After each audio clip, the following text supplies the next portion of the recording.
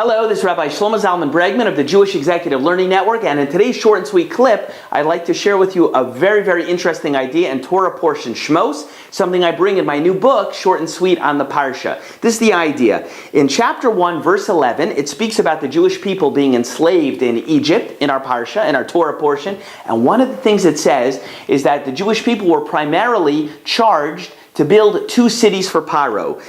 One is called Pisaim and Ramses. Now, what is the significance of the names of these cities? So the Gemara in Sota, Daf Yod Aleph, Amud Aleph, explains to us the names.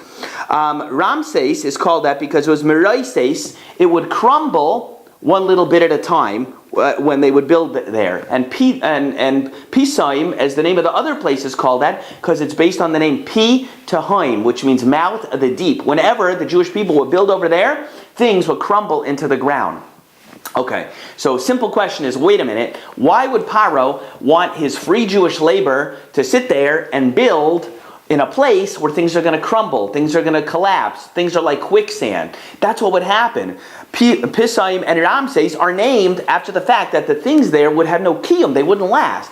I would imagine if I had staff or labor or had a workforce, certainly for free, I would want them to do things that are going to last and endure, not have them work all day for things that are going to crumble. So why did Paro do this? So the Mefarshim explain there's a very deep idea over here. The commentaries say as follows. They say like this: for a person to be happy in life, you have to feel progress, growth, accomplishment, that the things you are doing are leading towards something else. Whether in a physical thing, whether in a spiritual thing, an interpersonal relationship thing, the things you do, you have to see that they're working and they're going somewhere. That you have to feel that. If you feel growth and progress in life, you'll be happy, more or less. If you don't feel growth and progress, you're going to be unhappy. That's a very important idea. So why is that relevant?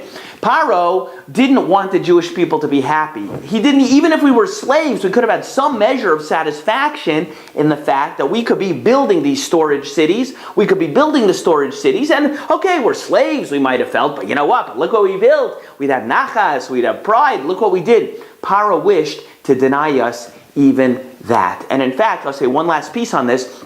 Have you ever wondered why in halacha, if you look in the halacha, the Gemara in Pesachim speaks about maror, the bitter herbs that we eat, and the Gemara tells us, and I want to give you the exact source, in Pesachim 39a, the Gemara says that at the Pesach Seder, romaine lettuce is considered to be the ideal bitter herb. Why would romaine lettuce be the ideal bitter herb? Romaine lettuce, I could think of things that would be more marordik, more bitter, more mar, more unpleasant. Romaine lettuce isn't so bad.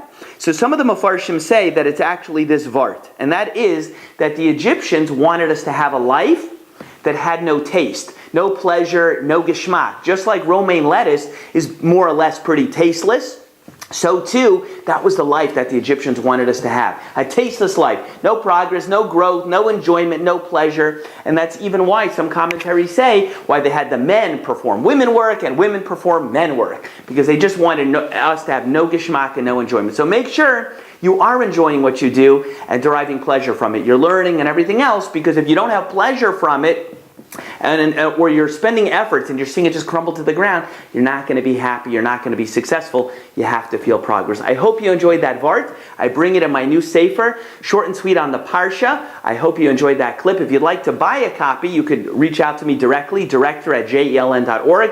There's also going to be a special made available to you by TorahAnytime.com. If you're a donor to the program, that beautiful website, on a certain level, you can get a complimentary copy as well. And we will see you the next time. Hope you enjoyed. Thanks.